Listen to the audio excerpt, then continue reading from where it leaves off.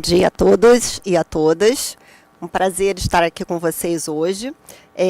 Gostaria de agradecer primeiramente aos nossos ouvintes que estão aqui presentes e aos que nos assistem online, lembrando que esse evento está sendo realizado no formato híbrido.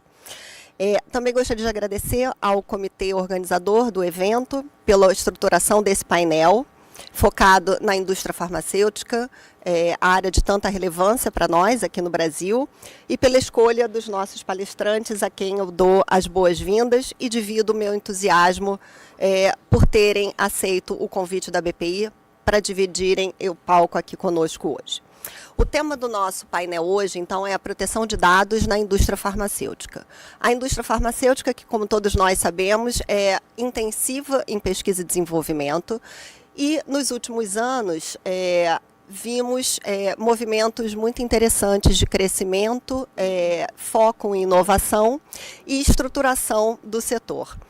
Eu me lembro bem quando eu comecei na área de propriedade intelectual, muitos anos atrás, iniciei minha carreira na Fundação Oswaldo Cruz, na área de patentes da Fundação Oswaldo Cruz, que naquele momento, e a gente está falando ali dos anos meados da década de 90, em que a Fiocruz queria estruturar a sua área de propriedade intelectual e transferência de tecnologia, já movida por um espírito inovador, e um foco na proteção adequada das invenções que eram ali desenvolvidas.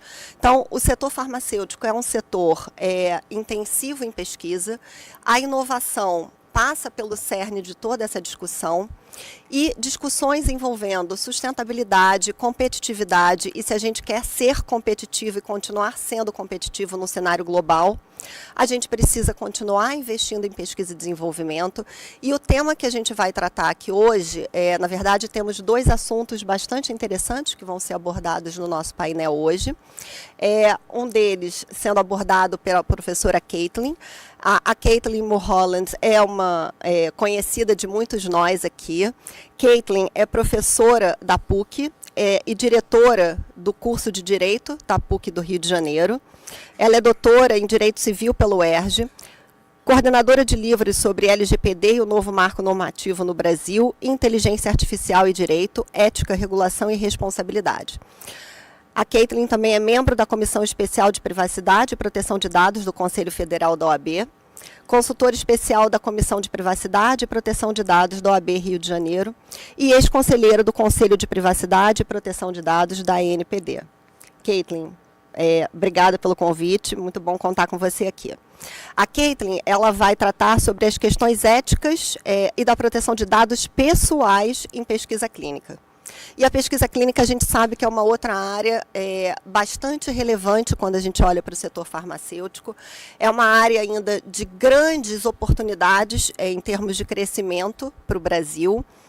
Somos um país com uma população extremamente diversa e fortalecer a área de pesquisa clínica no Brasil é um viés importante aqui dentro do nosso cenário.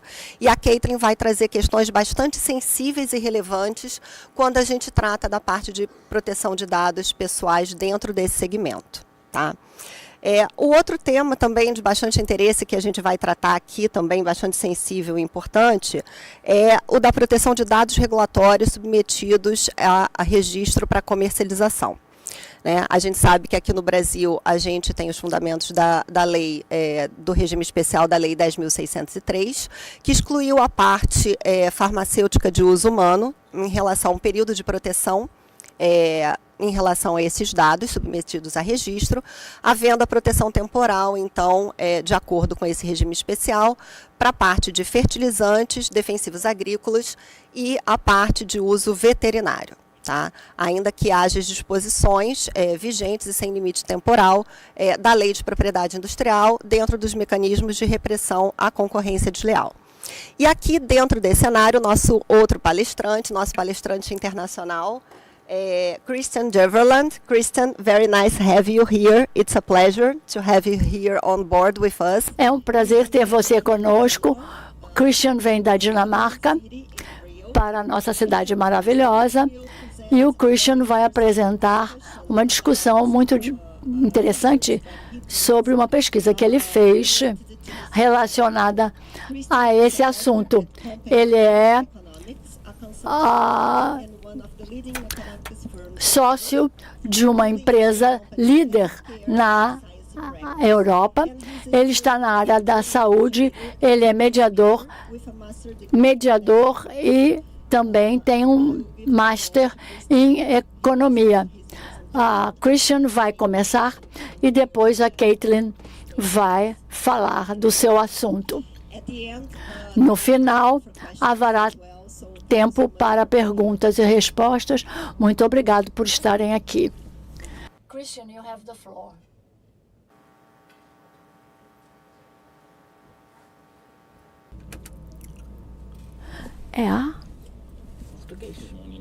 Bom dia a todos. É um prazer estar aqui. Muito obrigado pelo convite para vir aqui e apresentar um estudo que fizemos na implicação de termos proteção de dados no Brasil, RDP, e é um tópico importantíssimo no Brasil. Então, eu posso compartilhar com os senhores nossas descobertas, estimular as discussões e ver as possíveis repercussões dessa introdução de RDP para farmacêuticos.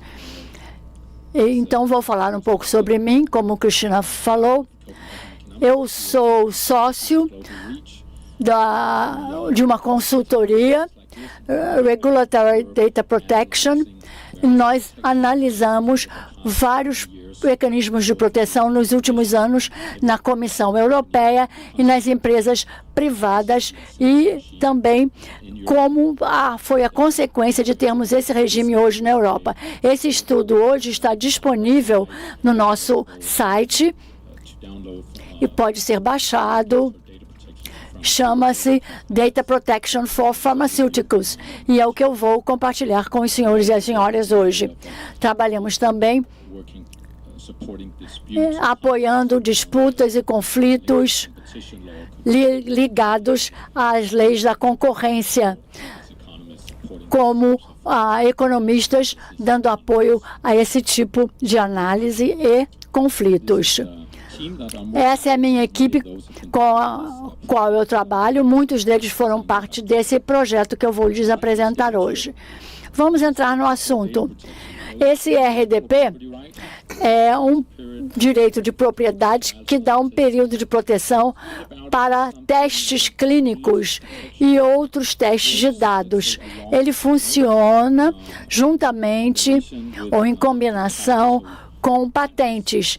Uma patente está lá para proteger a invenção inicial, que foi patenteada e pode ser compartilhada e pode ser usada por outros para fazer mais pesquisas e pesquisa e desenvolvimento também. Além disso, nós temos o RDP, que protege pacotes de dados que estão sendo desenvolvidos à medida que tiramos aquilo de invenção para ser uma droga, um remédio, que é testado em testes clínicos para sua eficácia e segurança. E esse pacote de dados está sendo usado quando submetemos a Anvisa e outras agências regulatórias para aprovar, para podermos vender o remédio naquele país.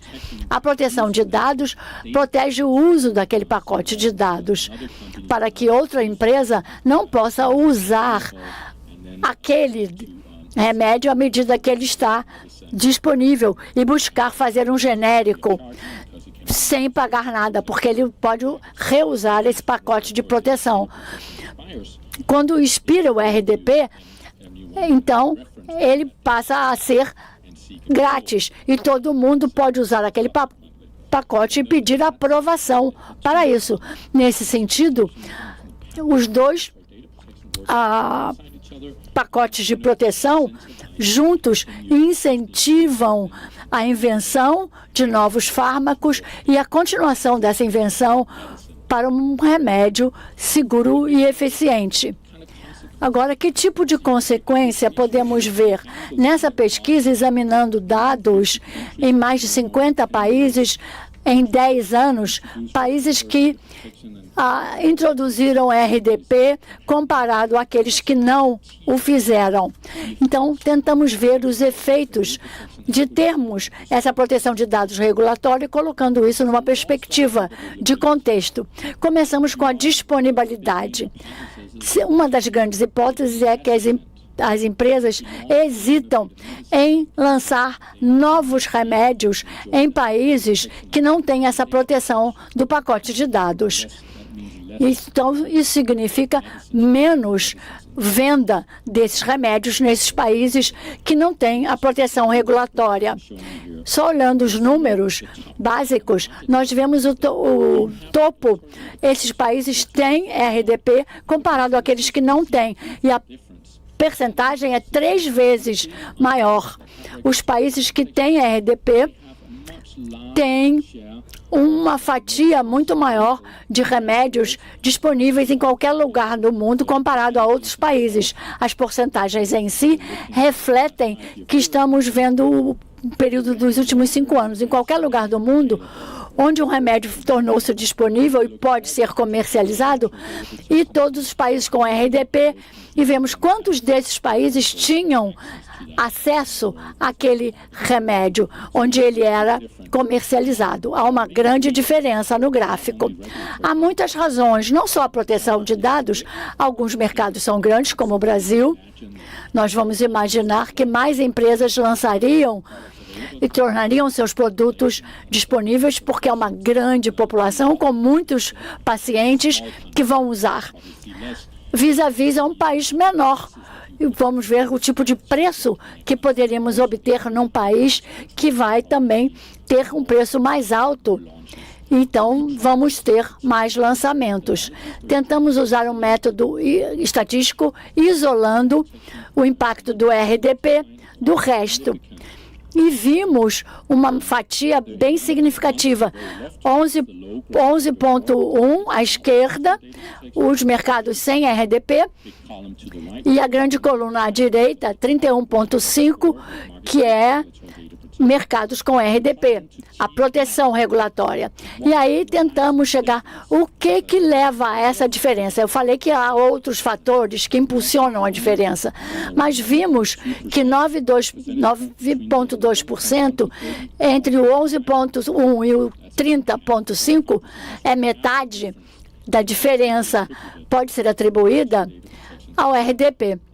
Então, muitos outros fatores também são importantes, por isso eles existem, mas quase que metade da diferença pode ser explicada pela ausência ou presença de proteção regulatória de dados, que é muito significativo para suportar a hipótese de que sim, as empresas realmente reagem à presença ou ausência do RDP quando decidem tentar aprovar uma patente num país.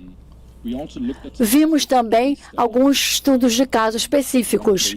Um caso aqui de países onde há dados disponíveis, buscando países específicos que introduziram RDP recentemente, para ver se podíamos encontrar esse padrão. Usamos métodos estatísticos tentando isolar o efeito do RDP.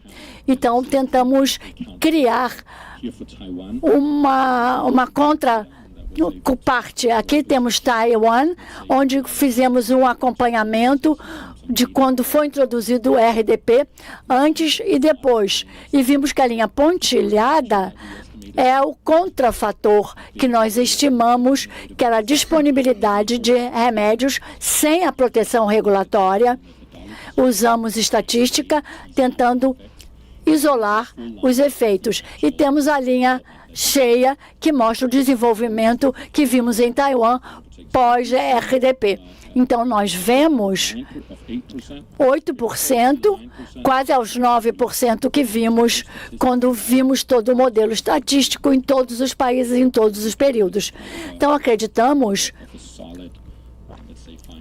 que é uma descoberta bastante sólida. Agora, olhando para trás, no Brasil, dando um passo atrás, olhando o Brasil, 11,1 aqui à esquerda e o 31,5 à direita. Vocês já conhecem os números. E o Brasil está 23,1. Não é a mesma coisa que todas as médias dos mercados sem RDP.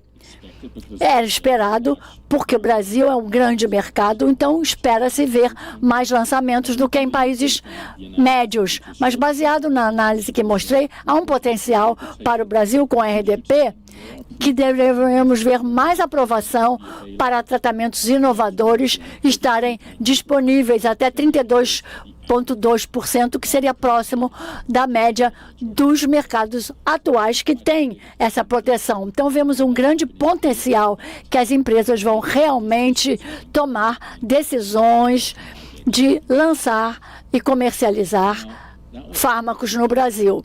Isso era sobre disponibilidade. E quais são as consequências? Nós vemos mais medicamentos entrando, uma grande preocupação em países que estão pensando em RDP. Hoje, na Europa, nós estamos discutindo também a mudança do regime atual de proteção de dados, é como isso vai afetar os gastos.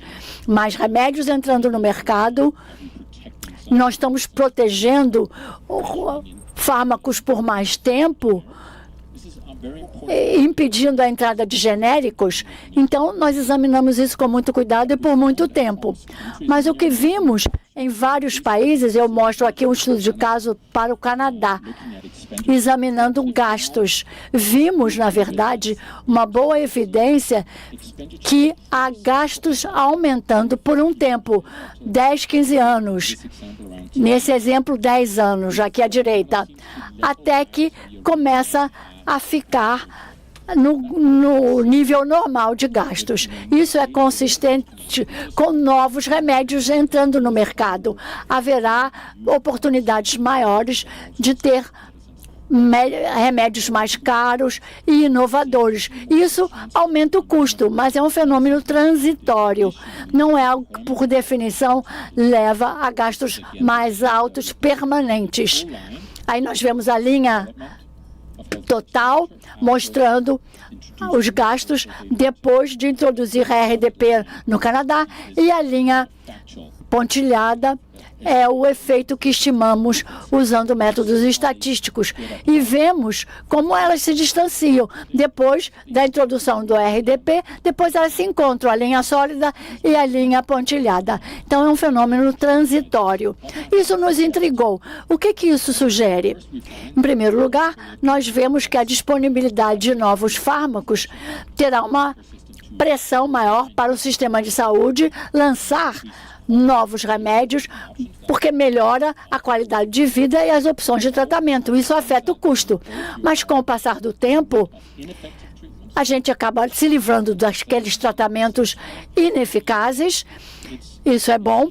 E, no final, também parece que os políticos reguladores, aqueles que estão encarregados dos orçamentos, acabam controlando quanto que você quer em termos de taxas pagas por saúde, impostos, não só novos tratamentos. A coisa perde o controle. E você tem processos e maneiras de examinar o uso de remédios e outros tratamentos caros, cirurgias, etc. E, no final, isso parece estar orientando os gastos com a saúde. Mas há outra parte muito interessante também, que tem a ver com essa preocupação. Se você colocar RDP, você vai estender o cumprimento da proteção dos remédios inovadores. Teremos mais tempo até que os genéricos mais baratos entrem no mercado. E um grande período sem genéricos. Então, isso aumenta o custo dos cuidados com a saúde. Então, isso é a favor do RDP. Isso foi o que descobrimos. Temos novos remédios, sim, e esperamos ter um aumento de mais disponibilidade de remédios que o Brasil não tem hoje. Mas o ponto é, e aqueles que já existem, os remédios que vão entrar, mesmo no futuro, que não são afetados pela RDP. Nós vimos, na verdade, que dos fármacos existentes, hoje, a maior parte deles, até 85%, são protegidos pela patente existente. Então, se examinarmos um exemplo, vamos supor, 5 anos de RDP, nós vemos que 85% dos fármacos inovadores no Brasil são protegidos pelo menos 5 anos de proteção de patente. Então, de fato, não estou falando de novos fármacos, não, porque esses são novos, né? Eu estou falando da linha base dos fármacos disponíveis já hoje e no futuro, que teremos no Brasil sem proteção de dados. Poucos deles vão experimentar uma extensão de facto de proteção, porque já há patentes. Pensando nisso, isso faz sentido, né? A ideia é que nós vemos uma grande reação das empresas quando introduzimos a RDP. Vai impactar mais os mercados, porque eles têm a proteção do pacote de dados.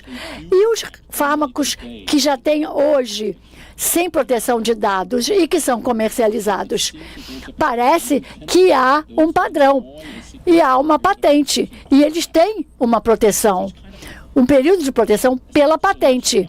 Então, é um viés de autoproteção. As patentes protegem. Então, acrescentar RDP não vai acrescentar muito para muitos dos remédios existentes, mas para os novos, sim. Então, isso é uma informação importantíssima e dados importantíssimos nesse tipo de discussão de como que isso vai afetar os períodos de proteção. E, na verdade, nós vemos que essa é a nova disponibilidade de mais fármacos inovadores, que vai ser algo muito forte, uma máquina efetiva. Os genéricos e as indústrias de genéricos, nós vamos ter mais fármacos inovadores. Por causa do RDP, essa indústria vai ter mais fármacos. Nós temos esse ecossistema que é alimentado por mais matéria-prima.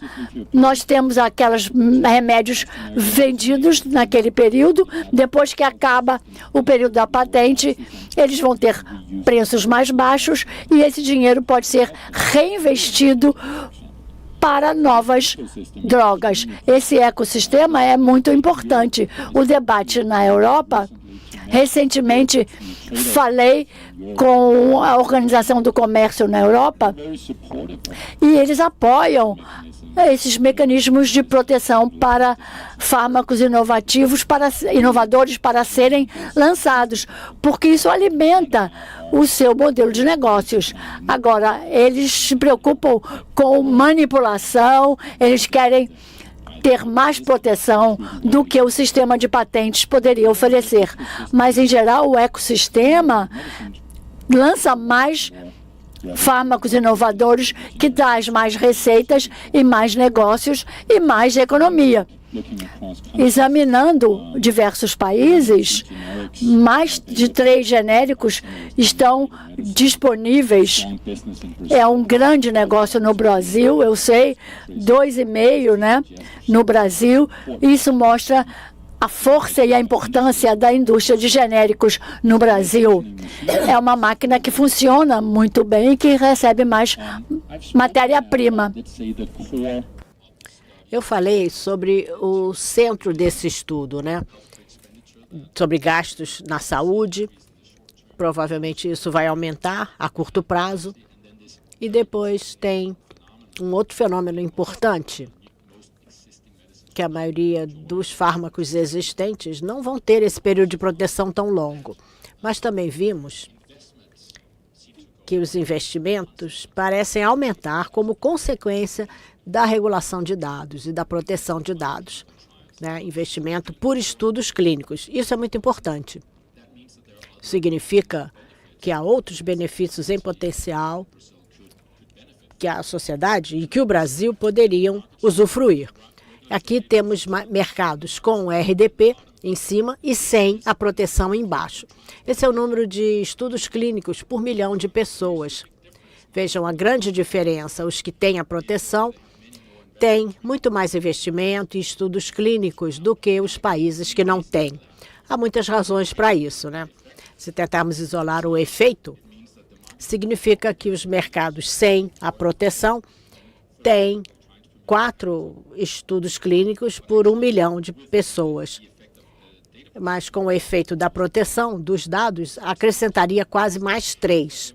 Então, não é metade da razão para os estudos clínicos existirem, mas sugere que o RDP, por si, impulsiona os investimentos em estudos clínicos. Nós sabemos que isso faz sentido, uma vez que as empresas ou os países comecem a lançar mais naquele país, eles aumentam a sua infraestrutura, investem mais naquele mercado, que com o passar do tempo faz sentido que eles também possam criar dados daquele mercado para poder apresentar à Anvisa ou outros órgãos reguladores. Então, é uma consequência que as companhias que lançam mais, que tornam seus produtos mais disponíveis, também vão ser incentivadas a fazer mais investimento e mais estudos clínicos naquele país.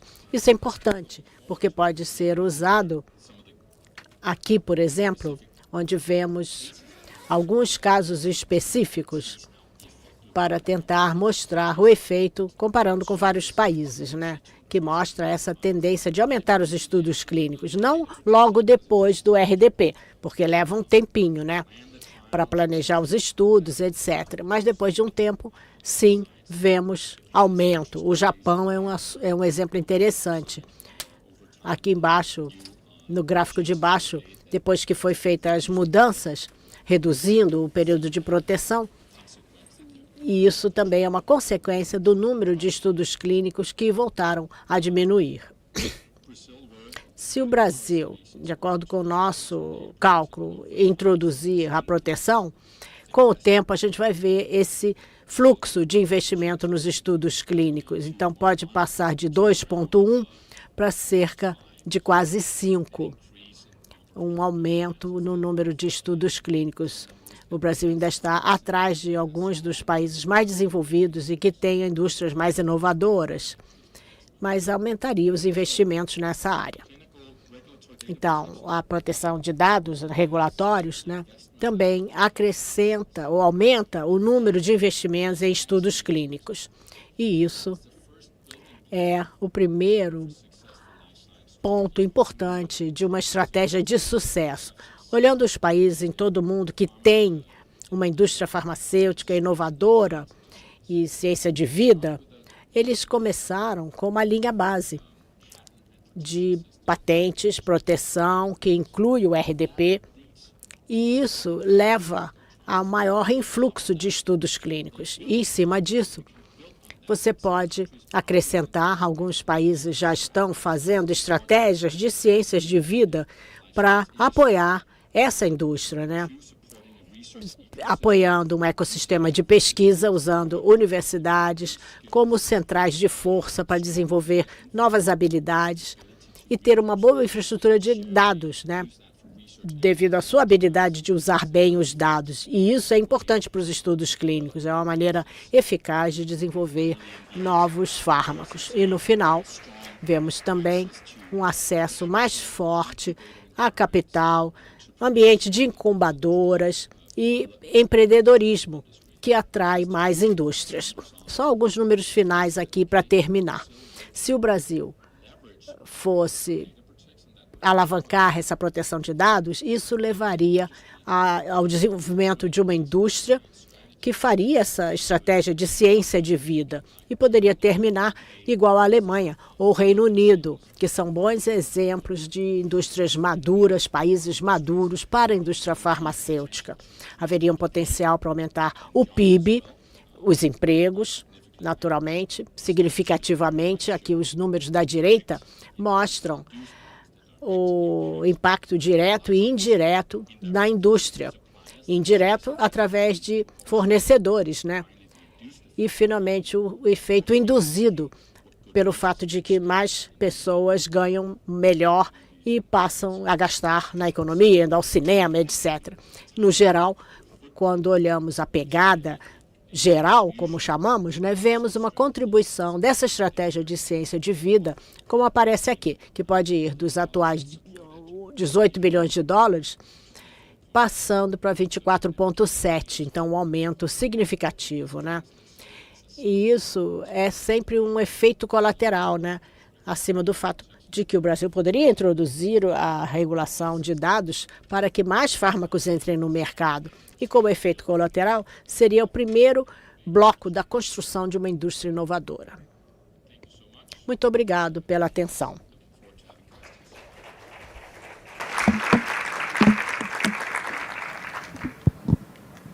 Thank you, Christian. Obrigado, Christian. Ótima apresentação. É um tópico bastante atual e, com certeza, a plateia terá perguntas no final. Para você e para Caitlin também. Vamos deixar as perguntas para o final. Eu também já tenho perguntas. Agora vou dar a palavra a Caitlin. Caitlin vai tratar, então, da...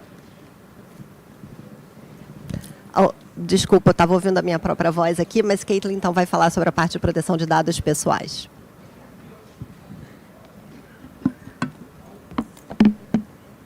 Bom dia a todos e todas. Me ouvem bem? Esse sistema, às vezes, eu fico meio confusa com ele. Eu espero que vocês não fiquem tão confusas quanto eu. Eu tenho uma apresentação para fazer para vocês, mas antes da gente começar a apresentação, disponibilizar a apresentação, eu queria fazer um rápido disclaimer a respeito da minha posição aqui como palestrante. Eu sou pesquisadora, professora na área de Direito Civil e pesquisadora sobre proteção de dados e privacidade há mais de alguns anos. Não sei se eu devo revelar o tanto de tempo que eu já sou pesquisadora na área. E um dos aspectos mais relevantes da pesquisa sobre privacidade e proteção de dados, aspecto relevante porque diz respeito diretamente à tutela da pessoa humana, é aquele relacionado a pesquisas clínicas que são realizadas com seres humanos para fins, e aqui especificamente a gente vai falar da pesquisa clínica para a farmácia, para o desenvolvimento de medicamento, mas a gente pode se referir à pesquisa clínica com pessoas para fins de desenvolvimento não só de medicamento, mas também de tratamentos que possam ser considerados como eficientes e necessários para o desenvolvimento da saúde, não só das pessoas, mas também de políticas públicas na área de saúde no nosso país.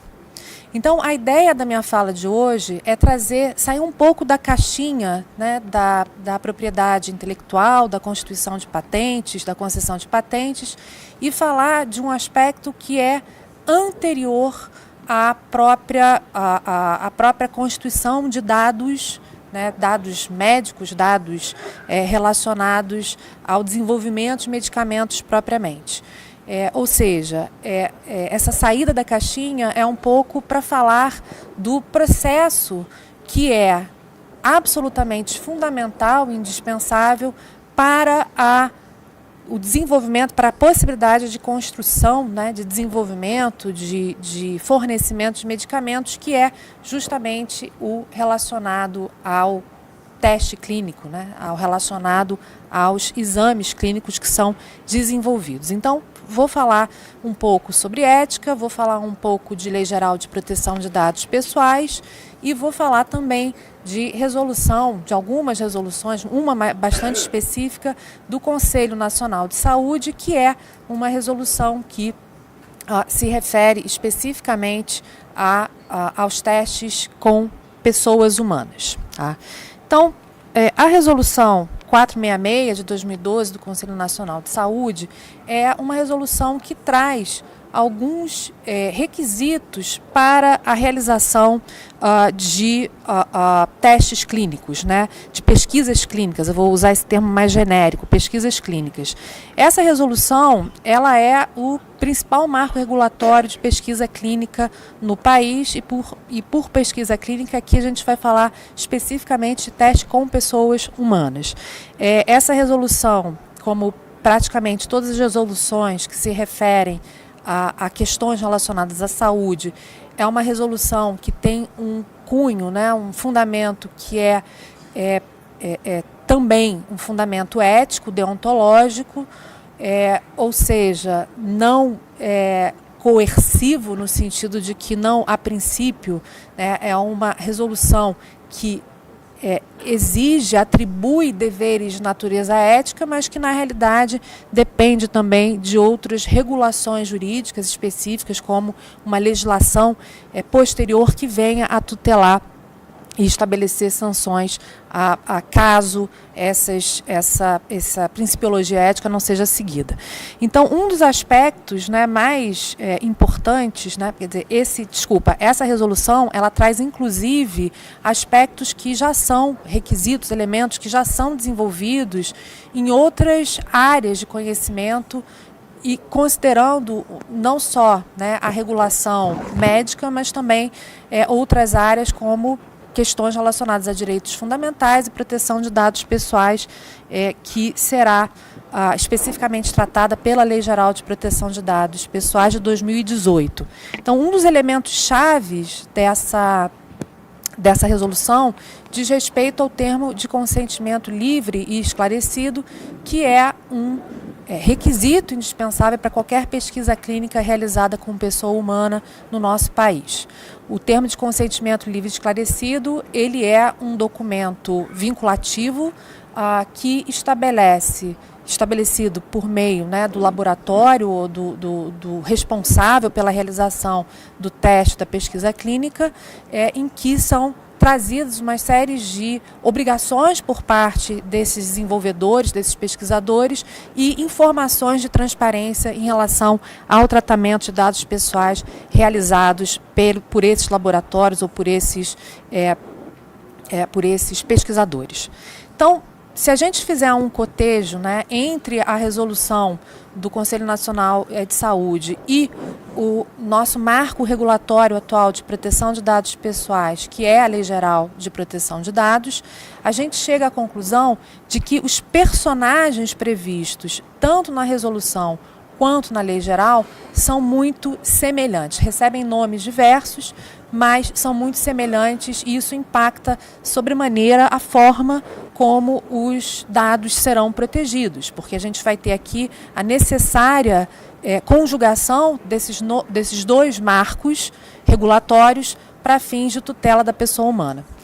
Então, o primeiro conceito que eu trago para vocês, que é um conceito da lei aplicável também à resolução, é o conceito de controlador.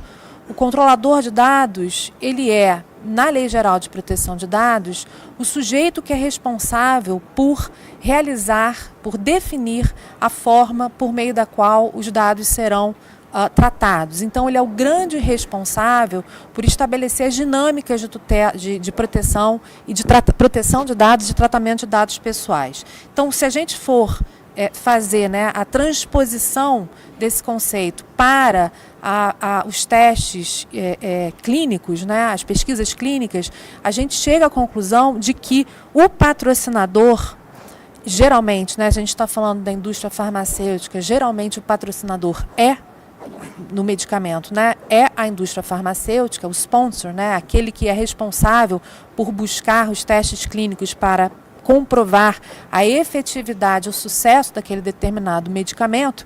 Então, o patrocinador, ele é o controlador de dados pessoais, ou seja, ele é o sujeito que é responsável, durante o processo de pesquisa clínica, de tutela e proteção dos dados pessoais e de conformidade com o Regulamento de Proteção de Dados brasileiro. Então,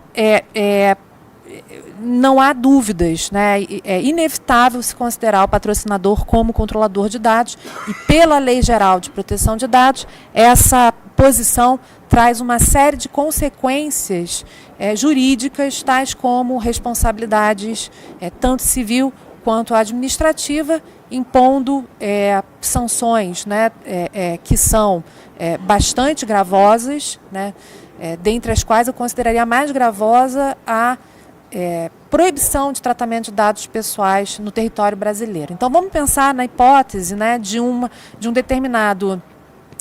determinada indústria farmacêutica ser patrocinadora, né, de uma determinada pesquisa clínica e ela não realizar esse tratamento de dados pessoais necessários para o desenvolvimento do medicamento, não realizar o tratamento de forma legítima, ou seja, dentro dos limites da lei.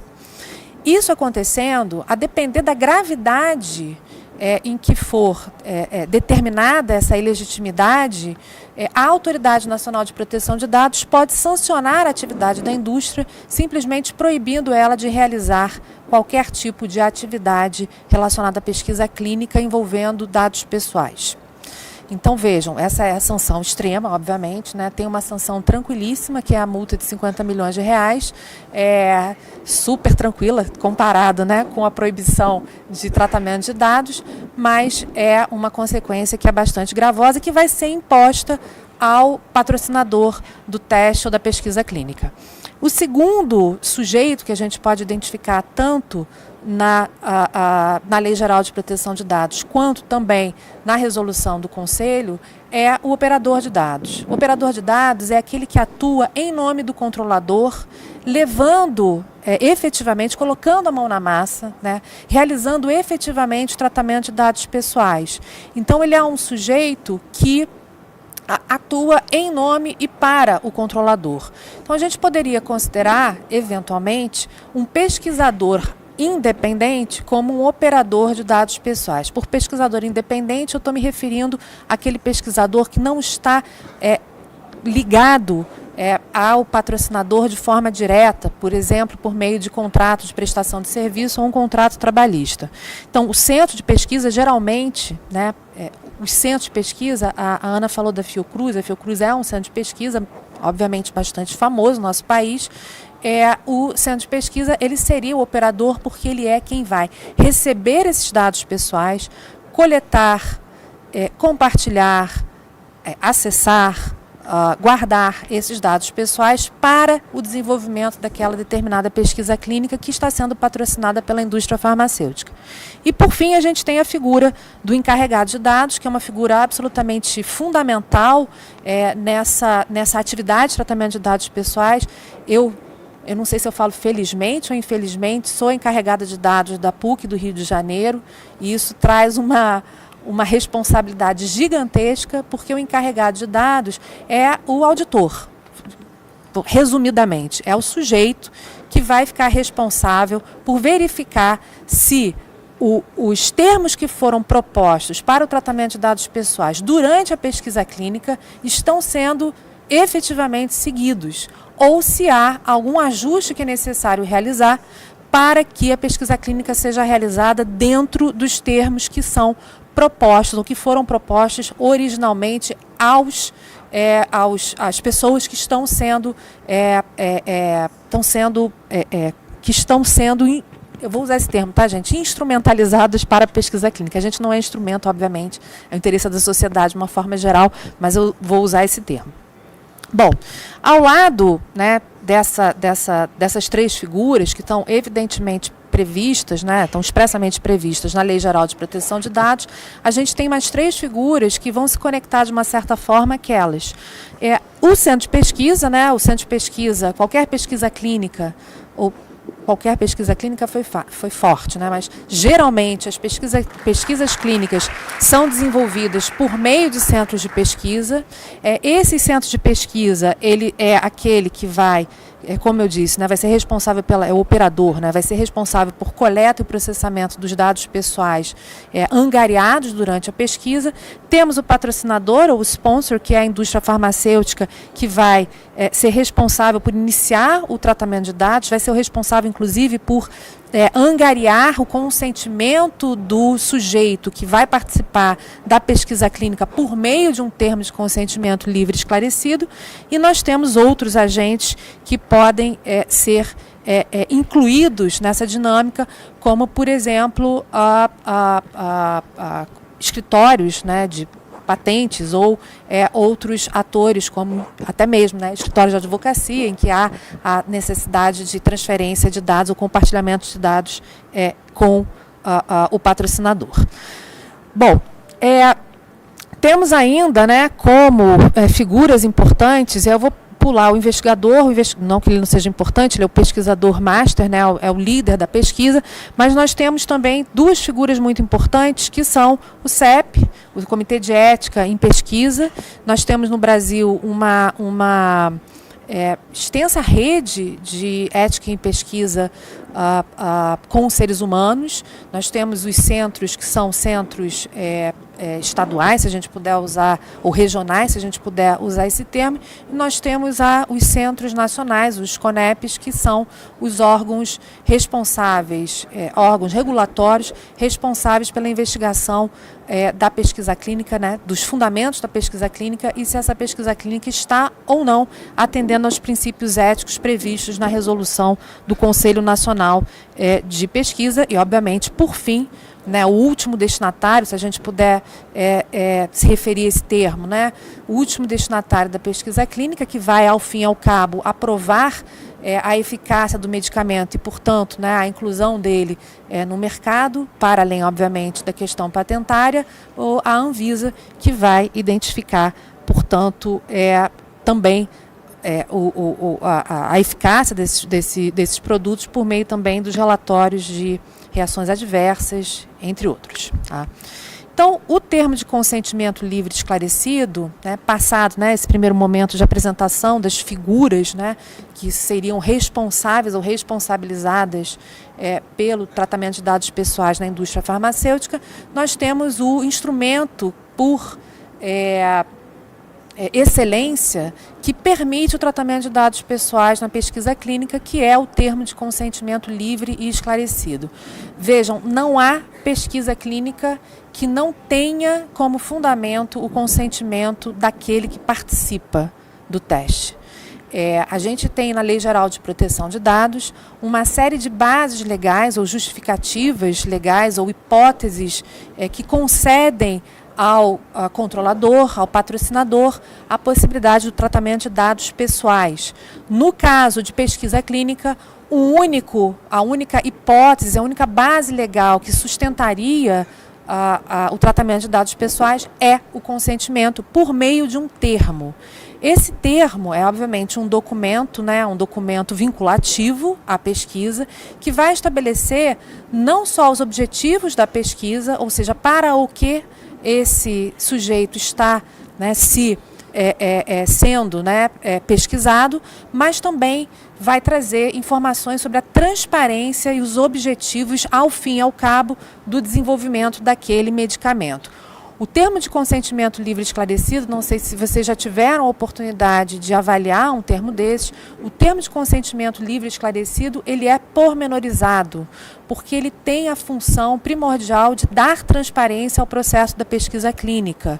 E, obviamente, ele deve ser redigido de tal forma que permita ao sujeito que realizará a pesquisa clínica um entendimento sobre os limites para os quais aqueles dados pessoais dele serão angariados. Então, é um instrumento dos mais relevantes e é um instrumento que vai impor a limitação da pesquisa clínica pelo patrocinador e pelos centros de pesquisa. Aqui, então, a gente tem, acho que, três grandes representados aí por três grandes quadros, né, de cuidados que devem ser trazidos no tratamento de dados pessoais pela indústria farmacêutica. O primeiro, mais relevante, é aquele que diz respeito, como eu acabei de mencionar, à transparência. A necessidade da indicação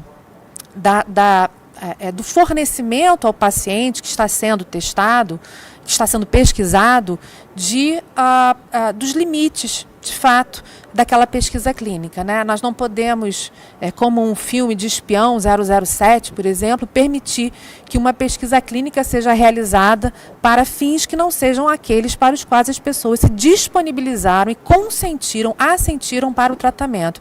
Então, a transparência é da mais alta relevância, inclusive com a indicação de potenciais, e aí a gente tem, rápido parênteses, aplicação do princípio da precaução, de potenciais efeitos adversos que podem advir daquela pesquisa clínica e que vão, de uma certa maneira, importar numa liberdade na adesão àquela pesquisa. Os direitos dos pacientes, né, e aí eu vou trazer um pouco para fora da resolução do Conselho Nacional de Saúde, vou trazer aqui para a Lei Geral de Proteção de Dados. A gente tem como fundamento principal, né, mas não são só esses, né, mas a gente tem como fundamento principal da proteção de dados no país 4 direitos assegurados aos titulares / pacientes da pesquisa clínica, que são os direitos arco, né, que são o acesso, a oposição, a reivindicação daquele determinado direito e o próprio consentimento, a própria possibilidade de revogação do consentimento. Esses princípios, esses direitos, eles são, obviamente, muito mais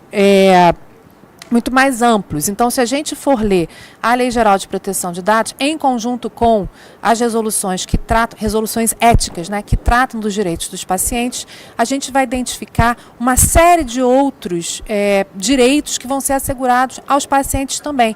Inclusive, eu acho que o mais gravoso para uma pesquisa clínica, o direito da revogação do consentimento.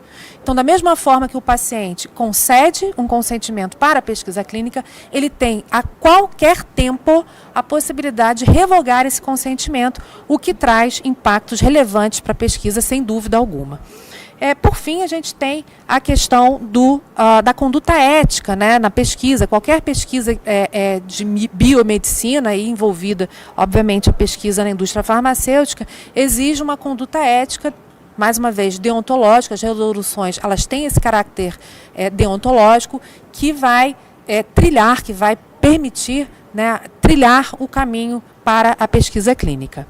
Por fim, então, a gente tem aqui 3 obrigações, posso dizer assim, na verdade, 2 obrigações e um objetivo em qualquer pesquisa clínica.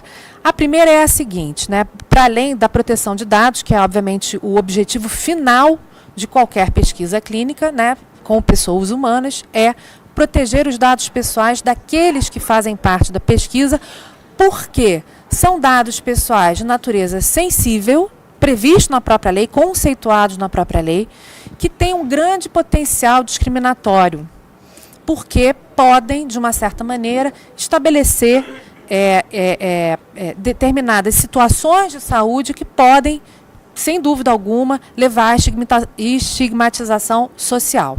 Então, ao fim e ao cabo, a proteção de dados pessoais é não só um cuidado, mas é um dever absoluto na pesquisa clínica na indústria farmacêutica. Agora, duas obrigações, né, para a gente chegar a esse objetivo, né, são fundamentais. A primeira é a anonimização dos dados. Por quê? Não é necessário, obviamente, para o desenvolvimento de um medicamento, e aqui o Christian mostrou uma série de estatísticas, e a gente está trabalhando na área de estatística mesmo, não é necessário a abertura para o pesquisador, para um centro de pesquisa, ou para o pesquisador, ou para a própria sociedade, de quem foram os sujeitos humanos da pesquisa. O que importa é a avaliação estatística do resultado relacionado à eficácia da pesquisa. Ou seja, se aquele medicamento que foi testado na pesquisa clínica, nos testes clínicos, são ou não eficazes. E aí o percentual vai permitir essa avaliação. Então, os dados pessoais que foram utilizados na pesquisa clínica, eles têm que ser anonimizados. Isso é uma obrigação. Dado de pesquisa clínica tem que ser... A lei, na verdade, né, a Lei Geral de Proteção de Dados, ela não fala em obrigação. Ela fala em obrigação em determinadas situações muito específicas. Mas eu acredito, eu já estou fora da Autoridade Nacional de Proteção de Dados. Meu biênio terminou agora em agosto, mas eu acredito que o posicionamento da Autoridade Nacional é um posicionamento no sentido de exigir, obrigar a anonimização de dados de saúde em pesquisa clínica. E aí a gente tem um detalhe importante, que é o seguinte: dados pessoais protegidos pela Lei Geral de Proteção de Dados são dados que identificam a pessoa humana. Dados anônimos estão fora da proteção da Lei Geral de Proteção de Dados. Porque o dado anonimizado, apesar da gente saber que existe a possibilidade de uma engenharia reversa para o descobrimento desses dados, mas os dados que são anonimizados, eles estão fora do âmbito de proteção da Lei Geral de Proteção de Dados. Daí o porquê também para a indústria farmacêutica é tão relevante esse processo de anonimização, porque é mais uma camada de proteção que a própria indústria vai trazer para si própria, né, para si mesmo, no sentido de não estar sob a regulação da LGPD. Então, a anonimização é um instrumento de defesa contra a discriminação e estigmatização do sujeito da pesquisa e também é um instrumento para a tutela da própria indústria farmacêutica, que vai se ver afastada do âmbito, né, de regulação da sua atividade, a LGPD, a Lei Geral de Proteção de Dados. E o segundo aspecto, obviamente, esse a gente seria, né, dispensado falar, mas pressuposto, é a confidencialidade médica, que está conectada diretamente, não com a anonimização, mas com a obrigação de sigilo que advém da necessidade de tutela dos dados pessoais sensíveis de saúde. Tá? Por fim, né, e eu já comentei rapidamente sobre isso, né, existem 3 questões que são fundamentais, que se conectam aí entre a lei geral e as questões, os regulamentos, as resoluções da área de saúde. Primeiro é aquela que diz respeito aos níveis de anonimização. Até quanto a anonimização, vocês devem saber, a anonimização ela tem níveis diversos que permitem a possibilidade do conhecimento de algum ou nenhum dado pessoal. Né? Então, a anonimização, a identificação do nível de anonimização, ela vai estabelecer, né, se uma determinada legislação será ou não aplicada. O segundo ponto importante dessas resoluções, desse cotejo entre a lei geral e as resoluções da área médica, é o que diz respeito à revogação do consentimento. Ora, se o consentimento é a base, é a hipótese que permite o tratamento de dados pessoais das pessoas humanas, e se a pessoa tem autonomia para decidir não participar mais, a gente vai ter aí, obviamente, uma possibilidade de, autonomamente, o sujeito da pesquisa revogar esse consentimento, e aí, obviamente, da mesma forma, né, que o termo de consentimento ele é necessariamente expresso, a revogação do consentimento também tem que ser expresso e identificado dentro do próprio prontuário médico do sujeito da pesquisa. E, por fim, a gente tem uma questão importante, que é a questão da transferência, da portabilidade, transferência e apagamento dos dados de pesquisa, que são 3 direitos que se referem também à tutela da pessoa humana titular dos dados pessoais. Tanto a portabilidade quanto a portabilidade significa, né, a transferência dos dados daquela determinada base para uma outra base. Essa portabilidade ela só é admitida se houver também o consentimento prévio do sujeito para a sua realização. O apagamento diz respeito, e o apagamento é um pouco mais difícil, quer dizer, um pouco mais difícil não, é dificultoso, né? Porque o apagamento dos dados da pessoa sujeita do teste clínico levaria a uma eventual modificação estatística no que diz respeito à eficácia do teste clínico. Então, a gente tem que enxergar isso com uma certa limitação. Por fim, a gente tem a questão, né, da transferência, né? A transferência, a portabilidade, ela é um direito que vai ser concedido ao titular dos dados, e a transferência, ela é um direito que vai ser concedido ao controlador, à indústria farmacêutica. A transferência ela só pode ser realizada nos mesmos termos da coleta, ou seja, com o consentimento prévio e esclarecido. Senão, a gente não tem a possibilidade de realização desses procedimentos, sob pena de causar aí uma violação dos direitos da personalidade. Agradeço muito a audiência e eu permaneço à disposição para responder as perguntas que eventualmente vierem. Obrigada.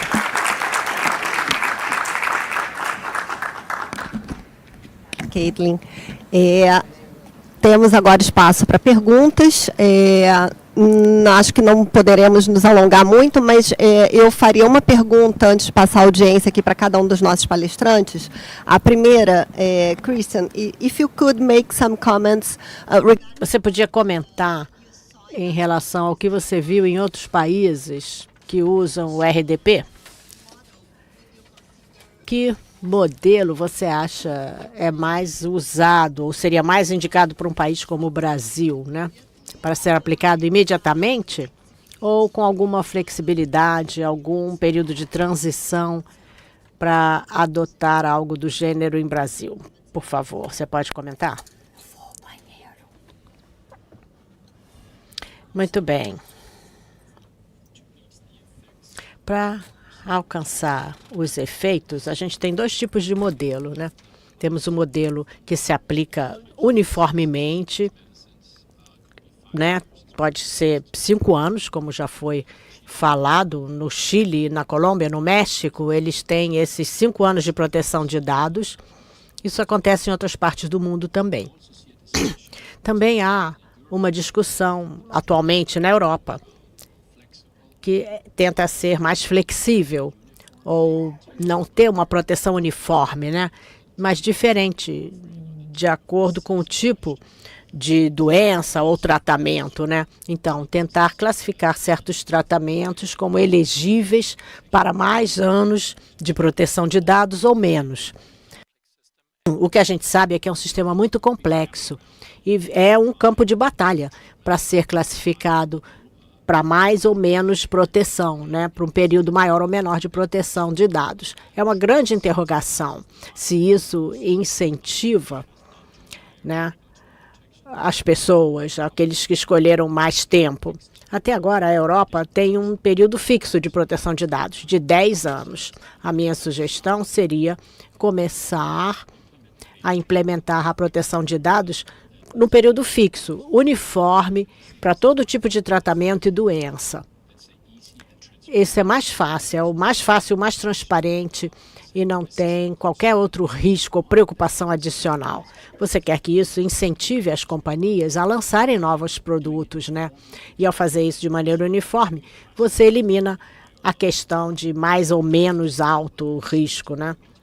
E outra coisa boa também, se é para fazer imediato ou não, para ter os benefícios de algo que pode ser implementado imediatamente. Isso não quer dizer que se há governo, alguma instrução do governo, alguma coisa que precise ser feita previamente. Mas não há nada que impeça implementar a proteção de dados e começar a colher os benefícios imediatamente desse ponto de vista. Muito obrigado. Antes de dar a palavra para a plateia, eu queria fazer uma pergunta à professora Caitlin. Sobre os dados, né, clínicos serem anônimos e para transparência, a importância de tudo isso, né, e a questão do descumprimento também, como você falou ali, em multas da casa de 50 milhões e, né, quando há esse descumprimento especificamente em relação aos dados coletados, sendo compartilhados sem autorização. Se você pudesse falar um pouquinho mais sobre essa parte das sanções, dando um caso prático para a gente, do que já tem acontecido, ficaria grata. Obrigada, Ana. Deixa eu tirar isso aqui, senão eu vou ficar confusa. Então, rapidamente, porque a gente tem pouco tempo, além das agências de saúde, que obviamente vão ser responsáveis, né, pela avaliação, não só ética, mas dos procedimentos que são utilizados, né, não só na pesquisa clínica, mas no fornecimento de medicamentos, né, nós temos que, evidentemente, seguir ao Regulamento de Proteção de Dados, né? E o Regulamento de Proteção de Dados, eu diria que a gente tem um duplo grau regulatório. Para além da regulação na área de saúde, a gente tem a regulação na área de proteção de dados. Então, a gente tem a possibilidade de uma responsabilidade, uma responsabilização administrativa pela área de saúde e a gente tem a possibilidade de uma responsabilização administrativa pela área de proteção de dados. Então, veja, é problemático, né? E no que diz respeito à proteção de dados, né, se a gente não está falando de dados anônimos, que estão, portanto, fora, né, do âmbito de aplicação da lei geral, se a gente está falando de dados pessoais que identificam o paciente que está na pesquisa clínica, e esses dados, às vezes acontece, né, estão numa base de dados e existe um incidente de segurança. Pode acontecer. Se houver esse incidente de segurança, esses dados pessoais forem acessados por um terceiro mal intencionado, né, a gente vai ter aí uma possibilidade de uma sanção pela ANPD, que vai desde um tapa na mão, né, desde uma advertência até a proibição do tratamento de dados pessoais no país, o que seria péssimo para a inovação, né, porque a gente teria aí um impacto evidente, imediato, que seria a impossibilidade daquele agente realizar, daquele patrocinador realizar pesquisa clínica no país. Então, é terrível, né?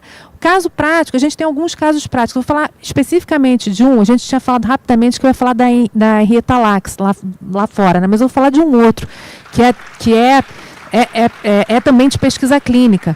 Era um banco, vamos pensar num banco de sangue, doadores de sangue, e esse banco é utilizado para realizar pesquisa clínica. Não sei se vocês sabem, toda vez que vocês fazem qualquer tipo de exame de saúde, né, de exame de sangue, em qualquer laboratório, existe ali uma cláusula dizendo que aquele sanguezinho de vocês, meia gota, vai ser utilizado para pesquisa clínica anônima. Já perceberam isso?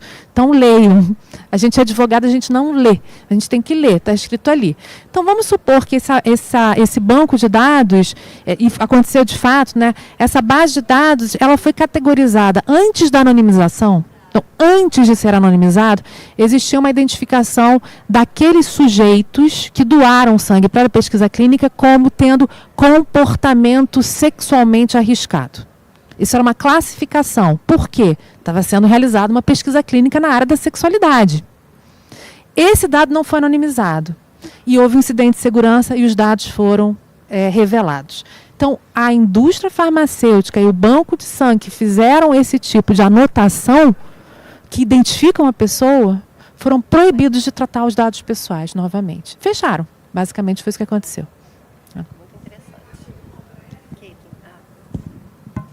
Obrigada, Caitlin. Muito interessante. Eu gostaria de abrir rapidamente para perguntas. Quem tiver interesse, por favor, se apresente. Fica aberto aí para vocês.